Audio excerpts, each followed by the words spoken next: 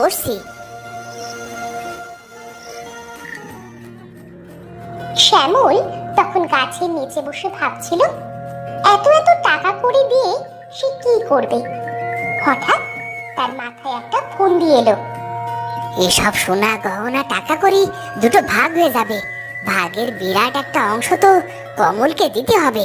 না না, তা হতে পারে না, আমার চুরি করা এক কানা করিও দেব না কাউকে। দিবি না বেশ, কিন্তু বেঁচে থাকলে তো আর তা হবে না। তুই এক কাজ কর, কমলটাকে এখানেই মেরে ফেল যা, তাহলে আর তোর সম্পত্তির ভাগ ওকে দিতে হবে না। দরকার হলে তাই করব, তবু আমার সম্পত্তি কাউকে দেব না। কি হয়েছে দাদা, এভাবে কার সাথে ফুসুর ফুসুর করে কথা বলছো?